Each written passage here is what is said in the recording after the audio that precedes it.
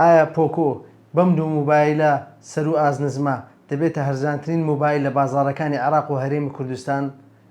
با ئینترۆ ببینن و دواتر لە پاکە دەرێنانی هەردوو مۆبایلەکە دەبینین و دواتر دێنە باسکردنی گشت تایبەتمەندەکانی ئەم دوو مۆبایلە ناوازەیە. دەگەڕێنە وڵاتان.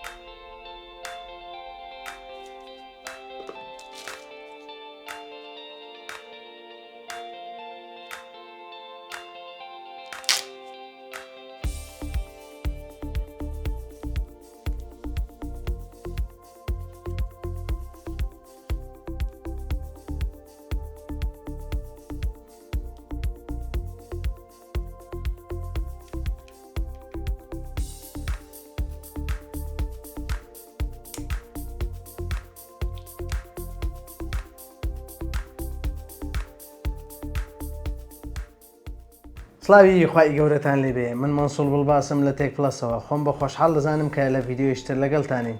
بۆ ئەمڕۆ ئەم دوو مۆبایلەمان پێیە. پێمانە یاخود لە بەردەستمانە؟ بەڵێ لە بەردەستمانە. پێش ئەوەی بچینە نێو ڤیددیۆکەت کە سەبسکرایب چەناڵەکەمان بکەن و هەروها لایک و شەیری ڤیددیۆکانی ئێمەتان بیر نەچێت بۆ زۆرترین کە سوودی لێ ببینێت و هەروها زەنگوڵەکەش چالاک بکەن بۆ لە کاتی دانانی ڤیددیۆی نوێ ئاگەنامەی چەناڵەکەمان بێوە خۆشەویست بێت. بۆ ئەمڕۆ دوو مۆبایلی نوێمان لایە کە ئەویش دوو مۆبایلی زنجیرەی ئێمە ئی کۆمپانیای پۆکۆ کە ئەویش M5 و M5S یاخود M5 و M5S. ئەم دوو مۆبایلە سەر و ئازنزمن و دەتوانین بڵێن لەوانەیە ببێتە ڕکابەری مۆبایلە سەر و ئازنزمەکان لە بازاڕەکانی عێراق و هەرێمی کوردستان. وەکو خۆتان دەزانن ئێستا کۆمەڵێک بەرهەم و کۆمەڵە کۆمپانیا لە بازاڕەکانی عێراقی و چێبڕچەیەکە زۆر توندە و چێبڕچەیەکی بەهێزەیە لە نێوە کۆمپانیاکان بۆ ئەوەی باڵەدەستخوایان بسەلمێنن. کۆمپانیای پۆکۆش دەیەوێت بەم دوو بەرهەمە ڕکابەری کۆمپانیاکانی تر بکات. ئەم دوو بەرهەمە بە خۆشحاڵیەوە لەلایەن کۆمپانیای ئایتیلۆبی و هەروها کۆمپانیای BCI دابین کراوە و کۆمپانیای ئایتیلۆبی و کۆمپانیای BCI بریکاری فەرمی بەرهەمەکانی کۆمپانیای پۆکۆن بۆ بازاڕەکانی عێراق و هەرێمی کوردستان بە گرنگی ڕاستەقینە و نرخی ڕاستەقینە. پێشەوەی بچینە نێو باسکردنی گشت تایبەتمەندەکانی ئەم دوو مۆبایلە پێم خۆشە بە خێرایی باز لە دیزایانی هەردوو مۆبایلەکە بکەم بۆ لە کارتۆن دەرینانی مۆبایلەکەتان بینی پێشەمە و ئێستاش بە خێرایی باز لە دیزایانی هەردوو مۆبایلەکە دەکەین. ئەگەر لە سەرەتادا لە مۆبایلی پۆکۆ M5S دەست پێ بکەین لە لایەکانیەوە لە پشتەوە شێوەی EG هەیە و پشتەکەشی لە شێوەی دەتوانین بڵێن باغەیەکی یان پلاستیکێکی شێوە ڕووناوە هەروها جێپەنجەکانمان بە ئاسانی لەسەری و دیار دەکەوێت. ئەگەر لە بەشی سەرەوە لە بەشی سەرەوە تێبینیت بکەن خاوەنی چواردانە کامێرایە و هەروها بوونی فلاشێکە و لێرەش نووسراوە پۆکۆ. ئەگەر لە لایەکانەوە لەسەر سەیری مۆبایلەکە بکەیت. ئەگەر بینە بەشی لایەکانی مۆبایلەکە بزانیت چ دوگمەیەکی لە خۆگرتووە. لە لای ڕاستی مۆبایلەکە دوگمەی هەڵکردن و کوشانەوەی مۆبایلەکەمانەیە و هەروها دوگمەی پەنجەم بۆریشی لەسەر جێگیر کراوە. لەسەر دوگمەی هەڵکردن و کوژانەوە دوگمەی زیادکردن و کەمکردنی سەوتمان هەیە. ئەگە بینە بەشی سەرەوە مایکێکمان هەیە و هەروها IR-مان هەیە کە بۆ کۆنتترۆلکردنی ئامێرە ئەلکترۆنیەکان بەکاردێت و هەروەها بڵندگوۆیەکی ستریۆیە کە لەسەرەوەدا جێگیر کراوە. لە بەشی چەپی مۆبایلەکەماندا تەنها دەرچەی سیمکارتمان هەیە و هەروها لە بەشی خوارەوەی مۆبایلەکەمان بوونی دەرچەی هێدفۆن جاکە و هەروها مایکێک و دەرچەی بارگاوی کەرەوە لە شێوەی تایپسی و هەروها بڵندگوۆیەکی ستریۆ و لە بەشی پێشەوەشیدا خاوەنی ڕوونمایەکە کە شێوە تەختە و کامێرەکەشی لە نێو ڕوونماکەدا لە بەشی ناوەڕاست جێگیر کراوە. ئەگە بینە سەر مۆبایلی پۆکۆ M5 مۆبایلی پۆکۆ M5 لە ڕووی دیزاینەوە من وەکو خۆم بە بۆچوونی خۆم لە ڕووی دیزاینەوە پێم جوانترە لە مۆبایلی پۆکۆ M5S لەبەر ئەوەی لە پشتەکەی هاوشێوەی چەرمە بەڵام ئەمایان چەرم نییە بەڵام وەکو چەرم خۆی نیشان دەدات ئەگەر زۆر لێوربینەوە اینجا دەزانین کە پلاستیکە پشتەکەی و لەسەرەوەشدا خەتێکی ڕەشمان هەیە بە گەورەی و هەروها خاوەنی سێدانە کامێرایە و بوونی فلاشێک و لەسەر لاکانی ژەگە سەیری پێنووساوە پۆکۆ. ئەگەر بینە سەر بەشی لای ڕاستی مۆبایلەکەمان بەشی لای ڕاستی مۆبایلەکەمان دوگمەی هەڵکردن و کوژانەوەی مۆبایلەکەمان هەیە کە دەتوانین بڵێن پەنجەمۆری مۆبایلەکەشمانی لەسەر جێگیر کراوە و لەسەر دوگمەی پاوەریش دوگمەی زیادکردن و کەمکردنی دەنگمان هەیە. ئەگە بینە بەشی سەرەوە تەنها IR-مان هەیە بۆ کۆنتترۆلکردنی ئامێرە ئەلکترۆنیەکان و هەروها دەرچەی هێدفۆن جاک لە بەشی سەرەوەدا هەیە. بینە بەشی چەپی مۆبایلەکەمان لە بەشی چەپی مۆبایلەکەمان دەرچەی سیمکارت هەیە و لە بەشی ژێرەوەشدا بوونی مایکێکە و هەروها دەرچەی بارگاویکردنەوەی لە شێوەی تایپسی و هەروها بڵندگوۆیەکیشمان هەیە. ئەگەر بینە بەشی پێشەوە لە بەشی پێشەوەدا خاوەنی ڕوونمایەکە لە شێوەی تەخت واتە هیچ چەمانەوەیکی نییە و ڕوونماکەی تەختە و کامێراکەشی لە بەشی ناوەڕاستدا جێگیر کراوە و هەروها سپیکەرەکەش بە شێوەیەکی باریک یاخود بڵێن بڵندگۆکانی بە شێوەیەکی باریک لەسەر ڕوونماکە بە شێوەی باریک جێگیر کراوە. ئەوانەی باسمان کرد دیزایانی هەردوو مۆبایلەکە بوو بە شێوەیەکی گشتی. ئێستا دێنە سەر باسکردنی گشت تایبەتمەندەکانی هەردوو مۆبایلەکە و لە سەرەتاشدا لە ڕۆنمای مۆبایلی پۆکۆ M5S دەست پێ دەکەین. ڕۆنمای مۆبایلی پۆکۆ M5S لە جۆری ئەمبۆلیدا بە قەبارە 6.43 ئینچ بە ڕۆنی فول HD+ و توانای نوێبوونەوەی 6 هرتزە و تێکرای وەڵامدانەوەی سەری پەنجەی 180 هرتزە و تێکرای ڕۆشنایی ڕوونماکەی لە کاتی بەکارهێنانی لەبەر ڕۆژ دەگاتە 1100 نیت و چڕی پێکسلەکانیشی 409 ppi و هەروها ڕووپۆش کراوە بە چینی گۆرەلاگلاسی نەوەی سێەم.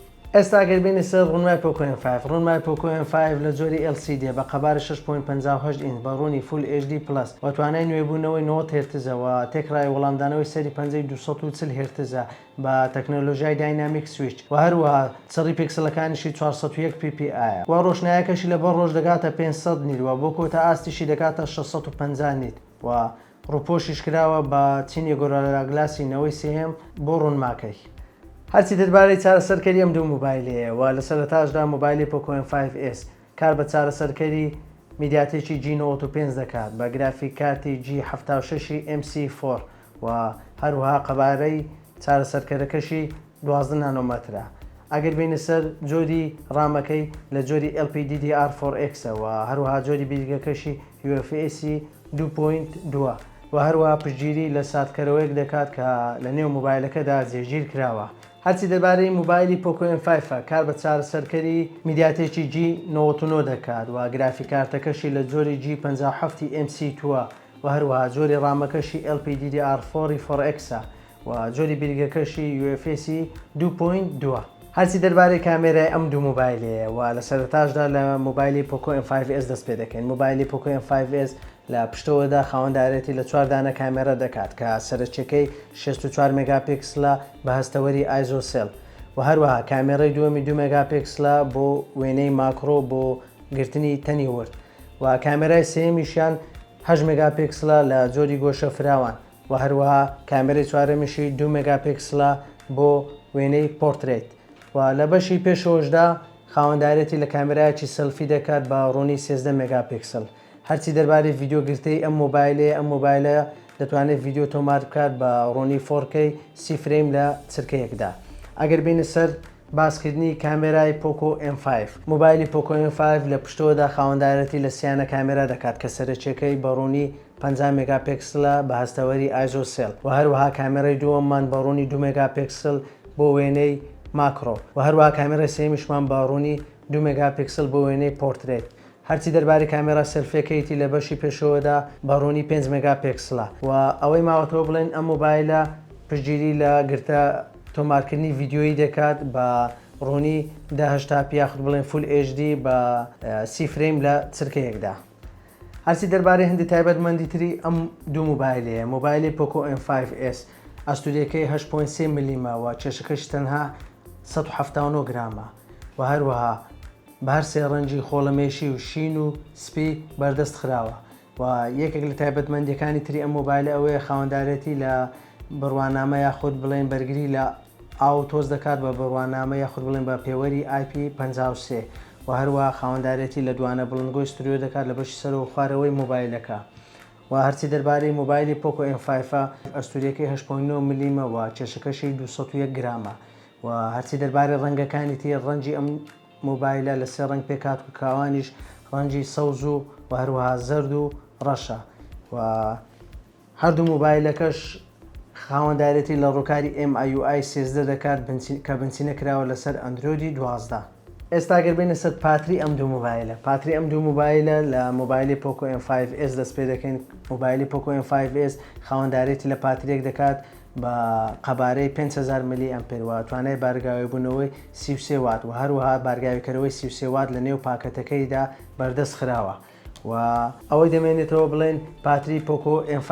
پاتری پۆکۆ M5 ئەوش خاوەندارێتی لە پاترێک دەکات بە قەبارەی 5000 ملی ئەمپێر و توانای بارگاوی بوونەوەی هەیە بە توانای 18 وات و هەرچی دەربارەی بارگاویکەرەوەکەیەتی بارگاویکەرەوەی 22.5 وات لە نێو کارتۆنەکەیدا بەردەست خراوە. ئەگەر بەراوردێک بکەین لە نێوان ئەم دوو مۆبایلەکە مۆبایلی پۆکۆ M5S و پۆکۆ M5 و ئاخۆ کامایان باش گونجاو دەزانی بۆ کڕین ئەمە سەرجەم تایبەتمەندەکانمان خستە ڕوو لەم ڤیددیۆدا و ئەوەی دەمێنێتەوە ئەوە تۆی بڕیار دەدەیت کە ئاخۆ کامیان بۆ تۆ گونجاوە و کامیان بە شایانی کڕین دەزانی. ئەگەر تۆ مۆبایلێکت دەوێت کە ڕوونمایەکی ئەمۆلید بێت بەڵام ئاسایی بێت لەلات 6 هرتز بێ و کێشت لەگەڵ 6 هرتزدا نەبێت و کامێرایەکی باشترت دەوێت و هێزی بارگاویکەرەوەیکی باشترت دەوێت و بڵندگۆی ستوریۆ دەوێت ئەوە وەشانی M5S باشترین بژاردەیە بۆ تۆ. بەڵام ئەگەر ئەمانە لات گرنگ نییەوە بۆ کارهێنانی ئاساییتەوە هیچ قورسایەک ناخەیتە سەر مۆبایلەکە ئەوە دەتوانی پۆکۆ M5 بکڕێت بۆ بەکارهێنانی ئاسایی زۆر گونجاوە و دەتوانی پارەیەکی کەمتر پێ بدەیت و پارەیەکی زیاتر خەرج نەکەیت بۆ کڕینی مۆبایلەکە.